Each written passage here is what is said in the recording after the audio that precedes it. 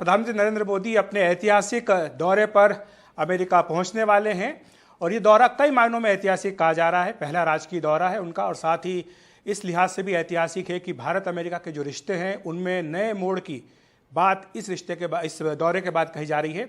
PM Modi का दौरा कितना महत्वपूर्ण है, इस पर चर्चा करने के लिए हमारे साथ खास मेहमान मौजूद है। हमारे साथ केंद्रीय मंत्री हरदीप सिंह पुरी जी हैं। पुरी साहब, आपका बहुत बहुत स्वागत है एनडीटीवी इंडिया पर। आप किस तरह से देखते हैं, आपका बहुत लंबा कूटनीतिक अनुभव भी रहा है, जब राजनीति में आया आप उससे पहले आपने बहुत लंबी डिप्लोमेसी में भी काम किया हुआ है। इस लिहाज से अगर भारत अमेरिका के रिश्तों के लिहाज से देखें तो ये दौरा आप कितना महत्वपूर्ण मानते हैं?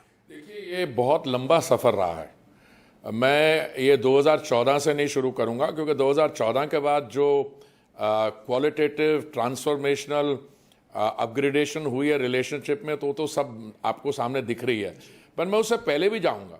देखिए, ये हम इस समय दुनिया की सबसे बड़ी डेमोक्रेसी है, हम ओल्डेस्ट भी डेमोक्रेसी हैं, पर ये कहीं नहीं लिखा हुआ कि डेमोक्रेसीज जो हैं वो आपस में उनके संबंध अच्छे होते हैं। और अमेरिका के साथ तो कई किस्म के हमारे परसेप्शनल डिफरेंसेस रहे हैं। बहुत साल तो ऐसा लगा रहा था कि जो हमारा बगल वाला देश है, हमारा वेस्टर्न नेबर है, उनका सारा मिलिट्री प्रोग्राम, उनके बाकी जो सारे उनका रवैया था उसको अमेरिका को सपोर्ट मिलती थी। और आप ये देखते आ रहे हैं कि उनका सारे जो ऑफेंसिव पोस्चर था, उन्होंने जो टेररिज्म अनलीश किया इंडिया पे, तो अभी मोदी जी के 2014 के दायित्व संभालने के बाद और अभी ऐसा है, अभी दोनों जो डेमोक्रेसीज हैं वो एक 24 ट्रिलियन डॉलर्स की अर्थव्यवस्था है। हमारा जो जर्नी है, हम दुनिया में थर्ड लार्जेस्ट इकोनॉमी की तरफ बढ़ रहे हैं, इस समय 5वें स्थान पे हैं। तो आप डिफेंस रिलेशनशिप देखिए, आप टेक्नोलॉजी देखिए, आप पीपल टू पीपल कांटेक्ट देखिए।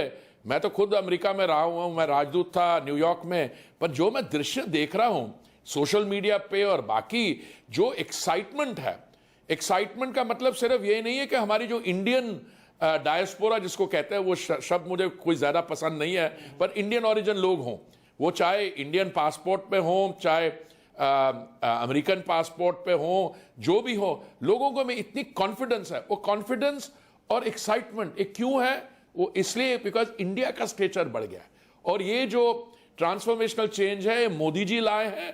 और इस दौरे के दौरान देखिए, मैं समझता हूँ उचित नहीं होगा कि जो समझौते होने वाले हैं हम उस पर चर्चा, मोदी जी तो अभी कुछ ही घंटों में पहुंच जाएंगे वहां पे न्यूयॉर्क में, तो उन पर कच्चा नहीं, पर जो पब्लिक डोमेन पे इंफॉर्मेशन है, चाहे वो ड्रोन्स हो, इंजन्स हो, चाहे वो बाकी जो क्लीन एनर्जी में जो हमारी कोऑपरेशन है, मैं आपको गिनवा सकता हूं बहुत लंबी। तो आउटकम जो है विजिट की, वो उन एग्रीमेंट से पार्शली शेप होती है, पर मैं समझता हूं द वेरी फैक्ट कि वो दुनिया में, विश्व भर में, आज नहीं, टोटल आप ऐतिहासिक पीरियड देख लीजिए, he is one of the few leaders who has been given the distinction and the honor of addressing the US Congress joint sitting on 2 occasions. बात हम इसी करते हैं तो नेल्सन मंडेला याद आते हैं, विंस्टन चर्चिल याद आते हैं। तो मोदी जी की पर्सनल स्टैंडिंग और मोदी जी ने 9 साल में कार्यक्रम में जो delivery of goods and services देश के अंदर की है, दैट एड्स स्ट्रेंथ। और जो हमारे सपोर्टर्स हैं और जो हमारे विरोधी, नहीं कहूंगा विरोधी, एक शब्द बहुत मैं समझता हूं सख्त होता है, पर जो इंडिया स्केप्टिक्स रहे हैं, देखिए कुछ और विरोधी दलों में भी, दुनिया भर में भी लोग कहते हैं इंडिया ठीक है, पर इंडिया में ये भी समस्या। देखिए, हम एक डेवलपिंग कंट्री है, मोदी जी चाहते हैं कि 2047 तक हम विकसित देश हो, उस रास्ते में जाने। अभी दुनिया भर में ये एक्नॉलेजमेंट है कि चाहे वो कोविड का जो हमने समस्याओं का सामना किया, जो आपने फाइनेंशियल, डिजिटल, सोशल इंक्लूजन पे काम किया, जो आपने और किसी एरिया जैसे बायोफ्यूल्स में जो आप कर रहे हैं, और आपने जैसे जो जियोपॉलिटिकल टर्ब्यूलेंस थी उसका कैसे सामना किया, अपने लोगों को, पिछले 1 साल से पेट्रोल और डीजल के दाम नहीं बढ़े हैं, आपने कंज्यूमर को इंसुलेट किया। पर सबसे ज्यादा मैं समझता हूं हेल्थ सेक्टर, 222 करोड़ से अधिक मुफ्त वैक्सीन डोजेस जो यहां बनाई गई है, बांटी हैं लोगों को, वैक्सीनेट किया।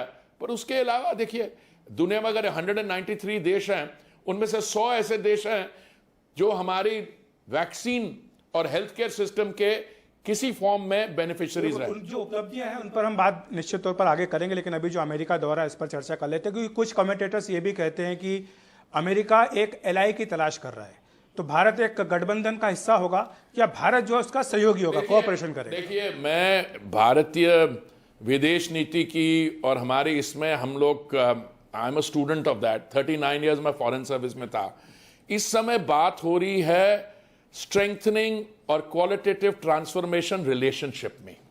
ये एलाई शब्द जो है, ये नॉर्मली आप परसेप्शन में लगे कि कोई किसी का अलाई, हाँ हम डेमोक्रेसी में अलाइज हैं, हम लोग अर्थव्यवस्था में अगर हम काम करना चाहते हैं ग्रीन हाइड्रोजन पे हम अलाइज हैं, पर I think that is the spirit in which we are moving. और मुझे नहीं लगता कि कोई आप जिस किस्म की ये कॉनोटेशन है कि एलाई का मतलब होता है कि किसी का काउंटर वेट, ये कहें कि चीन के खिलाफ जो है भारत उनको जरूरत है, देखिए भारत और अमेरिका की जो रिलेशनशिप है, bilateral relationship, that gathers more strength. It is a message, but it is a message which India has always used for peace and stability and to bring calm. अभी जहां पे आप देखिए, अब जैसे रूस और यूक्रेन में भी जो मिलिट्री कॉन्फ्लिक्ट हुआ, भारत हमेशा यही चाहा है कि हमें डिप्लोमेटिक इंस्ट्रूमेंट्स यूज करने चाहिए, हमें डीएस्केलेशन की तो और बढ़ना चाहिए, और यह भारत की विशेषता रही है। और खास करके मोदी जी ने जब से दायित्व संभाला है, क्योंकि उनकी पर्सनल स्टैंडिंग है, उनकी जो पर्सनल रिलेशनशिप आप देखें G7 में जब गए थे, उसकी जो पिक्टोरियल इमेजरी है, वो पपुआ न्यू गिनी में जब उतरे तो कैसे उनका स्वागत हुआ, उनके प्रधानमंत्री ने क्या कहा अपनी कांग्रेस की स्पीच में, सिडनी ओपेरा हाउस में जो उनका स्वागत हुआ, और अभी जो न्यूयॉर्क में होने जा रहा है, ये मोदी जी की पर्सनल स्टैंडिंग है। और मेरा सौभाग्य है कि मैंने 6 साल तो उनकी टीम में एज ए मंत्री काम किया, और जो मेरी प्रिविलेज थी उनको उनसे पहले भी जानने की, वो एक ऐसे स्टेट्समैन हैं जो अपनी पर्सनल स्टैंडिंग को हमेशा दुनिया में, रीजन में और सब पॉसिबिलिटीज में उसको अमन, शांति और इन प्रोसेसेस के लिए यूज करते हैं। जो आज उनका एक इंटरव्यू भी आया है वॉल स्ट्रीट जर्नल को, उसमें भी उन्होंने यही बात कही कि हम न्यूट्रल नहीं है,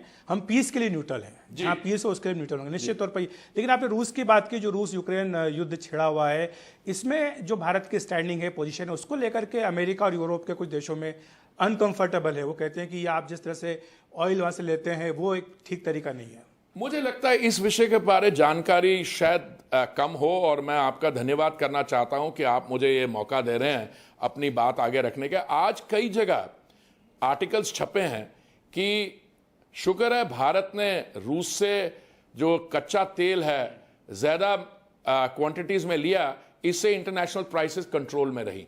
ये एक बड़ी स्ट्रांग पोजीशन आर्टिकुलेट हुई है एशियन निक्केई में, कई और जगह।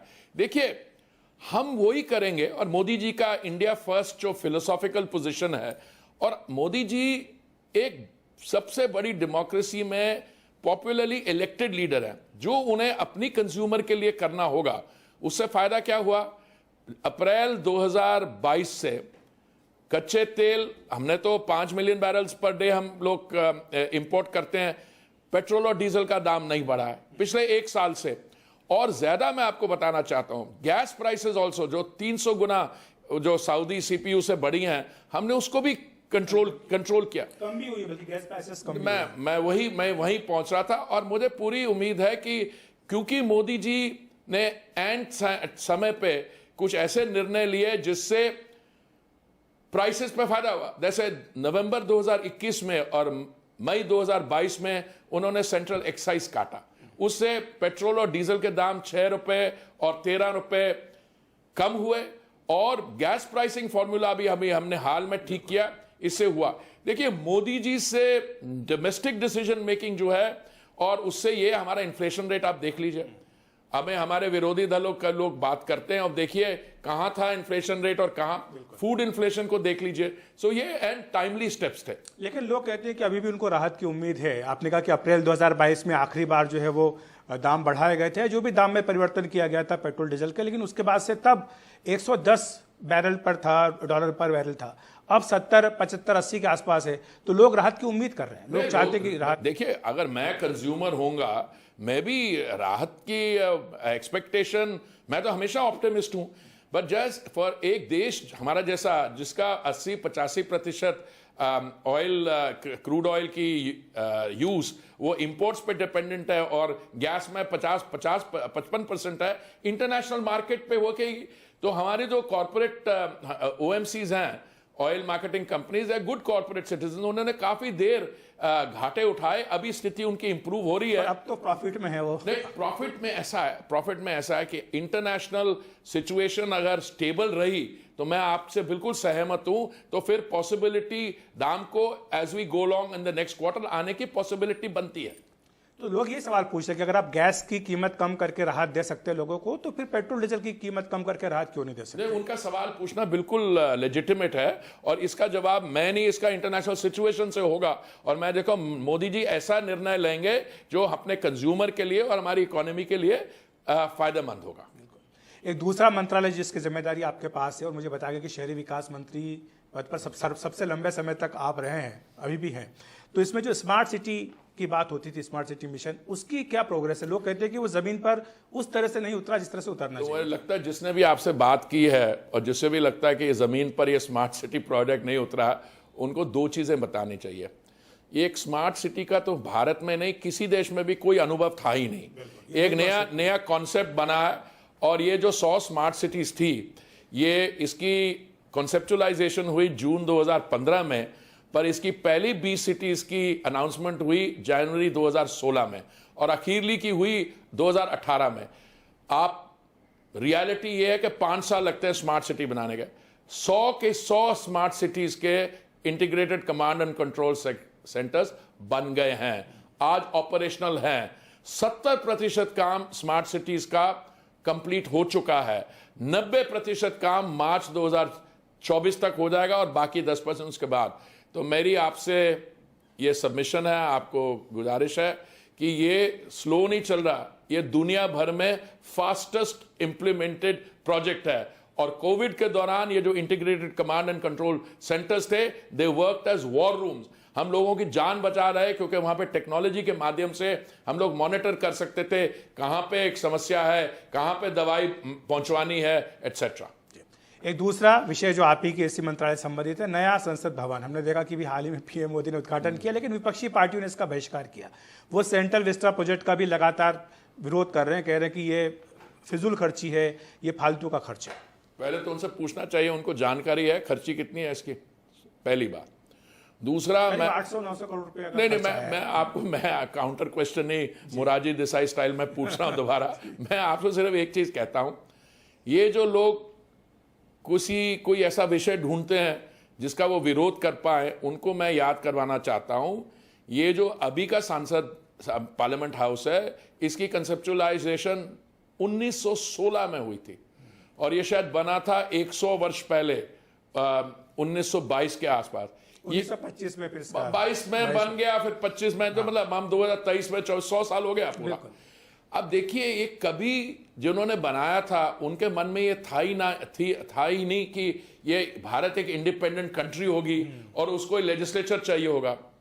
उन्होंने ये बनाए थे अपनी कॉलोनियल पावर की लेजिस्लेटिव असेंबली के लिए। दूसरी बात, उनको ये भी जानकारी होनी चाहिए हमारे मित्रों को कि 2026 में वो जो डिलिमिटेशन है, तो हमारे जो पार्लियामेंट लोकसभा की साइज है वो बढ़ेगी। और इसकी डिमांड तो हमने नहीं की। पिछले 70, मैं 2047 से आऊं तो मैं बता सकता हूं, जब कांग्रेस की सरकार थी उस समय श्रीमती मीरा कुमार जी ऑनरेबल स्पीकर थी, उनके सचिव ने, उस समय अर्बन डेवलपमेंट मंत्रालय कहलाया जाता था, उनको एक चिट्ठी लिखी कि भाई साहब कि इसका बनाइए, बिकॉज ये तो पार्लियामेंट बहुत रिस्ट्रिक्टिव। दूसरा बड़ी बात यह है, देखिए हम इस समय अभी भी जो हमारी पार्लियामेंट की स्ट्रेंथ है, लोकसभा राज्यसभा, वहां पे बैठने के लिए उनके लिए भी जगह नहीं है। इसलिए जब इसकी स्ट्रेंथ बढ़ेगी, दूसरा सेस्मिक जोन से हम हटके, अभी ये इसको इसको रीसपोर्ट करना चाहिए। और दूसरा, अगर सेंट्रल विस्टा की पूरी बात करें, भाई साहब आपको शायद जानकारी होगी, सरकार जमीन को ओन करती है, फिर भी हम हर वर्ष 1000 करोड़ किराए पे स्पेंड करते हैं दफ्तरों को ढूंढने के लिए। इसलिए सिर्फ सेंट्रल विस्टा का तो एक प्रोजेक्ट का ओवरऑल नाम कर्तव्य पथ जो बना है, नई पार्लियामेंट बिल्डिंग, जो सरकारी दफ्तर हैं उनकी बिल्डिंग्स, उपराष्ट्रपति जी का, तो सारी मिला के अगर प्रोजेक्ट कॉस्ट देखें, अब उस समय कहते थे क्योंकि आप इसमें खर्चा कर रहे हैं कोविड पे कमी रह जाएगी। अब तो कोविड की बात उन्होंने बंद कर दी करनी, क्योंकि भारत एक ऐसा देश है। देखिए, मैं अपने मुंह से कोई ऐसी बात नहीं निकालना चाहता हूं। मैं आज गया था, एक बड़ी मीटिंग थी, किसी एक व्यक्ति ने मास्क नहीं पहना हुआ था। जब मैं जाता हूं पब्लिक मीटिंग में, पूछता हूं हमारे यहाँ सब लोग डबल वैक्सीनेटेड हैं कि नहीं, तो कुछ युवा हमारे कार्यकर्ता ऊपर से हाथ हिला रहे। मैं घबरा गया, मैंने कहा इनको डबल डोज नहीं मिली, कह रहे नहीं हमें 3 डोज मिल चुके। तो ऐसा है कि जो हेल्थ सेक्टर में काम करना था मोदी जी की सरकार ने। थोड़ा सा पॉलिटिक्स पे बात कर लेते हैं, क्योंकि दिल्ली की बात हो रही है। केजरीवाल सरकार यहाँ पर है, वो कह रहे हैं कि जो ऑर्डिनेंस लेकर के आए हैं पूरे देश में वो इसके लिए समर्थन जुटा रहे हैं। 23 तारीख को पटना में मीटिंग हो रही, बोले पहला एजेंडा यही होगा। देखिए, मैं केजरीवाल जी के साथ मैं काम करता हूं, क्योंकि वो दिल्ली के मुख्यमंत्री हैं और मेरा सौभाग्य रहा है कि मैं उनके साथ भी डील कर सकता हूं। मैं आपको बताते कांग्रेस पार्टी का जो भ्रष्टाचार था उसके खिलाफ एक जन आंदोलन अन्ना हजारे जी लाए। और आपको याद होगा जब ये रामलीला ग्राउंड में जब बड़ी मीटिंग्स होती थी, जहां पे अन्ना हजारे जी के, तो आम आदमी पार्टी का उस समय जन्म नहीं हुआ था। तो केजरीवाल से क्या आप अपने इस आंदोलन को एक राजनीतिक आंदोलन में बदलना चाहेंगे? उन्होंने कहा बिल्कुल नहीं हम करना चाहेंगे। अब ये ऑर्डिनेंस की जहां तक बात आती है, कांग्रेस पार्टी का मैंने बयान पढ़ा, उनके किसी नेता का, मुझे नाम याद नहीं आ रहा, उन्होंने कहा कि इस ऐसे व्यक्ति को कभी ये पावर्स नहीं देनी चाहिए। उसके अलावा मैंने खुद किताब लिखी है, मैंने कुछ मेरे आर्टिकल्स हैं पुराने, इन्होंने 2013 में क्या किया, 14 में क्या किया। देखिए, पॉलिटिकल पावर देश की राजधानी में एक्सरसाइज करने के लिए बहुत मैच्योरिटी और मैं सबमिट करता हूं पेशेंस और एक गवर्नेंस स्टाइल उसके लिए चाहिए होता है कि आप सब चीजें लेके मिले। अब मैं आपको बताता हूं इन्होंने क्या किया। जो इनके यहां वो था विजिलेंस का सेक्रेटरी, मुझे नाम याद नहीं आ रहा, रात को अर्ली मॉर्निंग 2-2:30 बजे उस व्यक्ति के कमरे को रेड करके इन्होंने वहां से फाइलें उठाई और दूसरे कमरे में ले गए, कुछ में श्रेडर में डाली, कुछ में फोटोकॉपी की। अगर ये वर्किंग स्टाइल है, जो इनके अधिकारी इनके इशारों पे नहीं चलते, उनके पंजाब में रिश्तेदार हैं तो उन पे कार्रवाई शुरू कर दी। तो केजरीवाल जी को I wish him the best of luck. पहले ऑपोजिशन में पार्टीज में ऑर्डिनेंस की सपोर्ट करा ले, बाकी हम देखेंगे उसके बाद। नहीं तो क्या आप कॉन्फिडेंट है कि ये राज्यसभा में आप लोग इसको पारित करा लेंगे? कॉन्फिडेंट नंबर से इसमें आई डोंट थिंक किसी को इसमें डाउट है, इसमें ये आराम से पारित हो जाएगा 100%। अगर पंजाब की बात करें, दूसरी सरकार जो आम आदमी पार्टी की, आज ही वहां पर विधानसभा में एक उन्होंने पारित किया। उन्होंने कहा कि जो गुरबानी होती है पवित्र मंदिर में, वहां की वो केवल एक चैनल पर न हो, सारे सब दूर होनी चाहिए। देखिए, ये कुछ पंजाब में जो हो रहा है, मैं किसी में टिप्पणी, मैं माफ़ी मैं चाहूँगा इस चीज़ के बारे में, मेरे को खास करके जाने जो पहले एक चैनल पे चलती थी उसमें भी कुछ वो एक्सक्लूसिवनेस और मोनोपोली था, ये कर रहे हैं, मैं उसमें पढ़ना नहीं चाहता हूँ। पर मैं आप ये कहूँगा कि पंजाब इस समय, पंजाब में बहुत अर्जेंट नीड है कि वहाँ की जो पॉलिटिक्स है, अब पीछे इन्होंने सब हल्ला बजाते हैं, इसको सस्ता कर दो, इसको सस्ता कर दो। अभी मैंने देखा इन्होंने पेट्रोल और डीजल के दाम बढ़ा दिया। दूसरा मैं देख रहा हूँ इनका जो ओवरऑल डेट है, जो उस समय 2,81,000 करोड़ था और बाद में पता लगा 4.5 लाख करोड़, वो भी बढ़ता बढ़ता जा रहा है। उस दिन मुझे मिलने आए थे माननीय मुख्यमंत्री जी, उन्होंने मुझसे कुछ ऐसे बातें कही तो मैं तो हैरान रह गया। लगता है कि उनको अभी भी, और मैं इसलिए नहीं कह रहा हूं कि ये पॉलिटिकल प्रोसेस है, ये रियलाइजेशन कि इस किस्म की पॉलिटिक्स और ये मॉडल जो है ना रेवड़ी का, इसमें इनहेरेंट लिमिटेशंस होते हैं। इसलिए मैं और ज्यादा टिप्पणी नहीं करना चाहूंगा। इसका जवाब एक तो मुझे आखिरी पता प्रश्न जाते-जाते- जनता देगी। बिल्कुल, जाते जाते आखिरी प्रश्न, क्योंकि ये कहा जा रहा है कि जो राज्यसभा में मंत्री हैं वो लोकसभा का चुनाव भी लड़ सकते हैं। आप तो 2019 में लड़े। राज्यसभा में हमारे जो मंत्री हैं ना, वो अभी बहुत यंग हैं। जैसे पीयूष गोयल जी हुए, जैसे ये धर्मेंद्र प्रधान जी हैं, और बाकी जोगर है। मेरी जो उम्र है ना, तो मुझे किसी ने कहा है लड़ने को, और अभी मेरी राज्यसभा टर्म में आई थिंक नवंबर 2026 के एंड तक है। और वैसे भी मैं समझता हूं कि ये लोकसभा की इलेक्शन बहुत अच्छी होती है, पर जिनको 5 साल हो आगे नर्चर करने के लिए, 10 साल के लिए, उनके लिए अच्छी एडवाइस। एक आखिरी प्रश्न और है, समान नागरिक संहिता को लेकर के काफी बहस चली कि जब से विधि आयोग ने सुझाव मांगे हैं, विपक्षी दल विरोध कर रहे हैं कि ये नहीं होना चाहिए। क्या नहीं होना चाहिए? समान नागरिक संहिता, यूनिफॉर्म सिविल कोड, यूसीसी। मेरे हिसाब से तो बिल्कुल होना चाहिए। देखिए, ये कौन सा देश है जहां पे अलग अलग सिविल कोड, अब ये एक प्रोसेस है, अब लोगों की कंसल्टेशन कर रहे हैं, तो बिल्कुल सही कर रहे हैं। बहुत बहुत धन्यवाद आपका एनडीटीवी इंडिया पर बात करने का। धन्यवाद। तो ये थे केंद्रीय मंत्री हरदीप सिंह पुरी हमारे साथ चर्चा कर।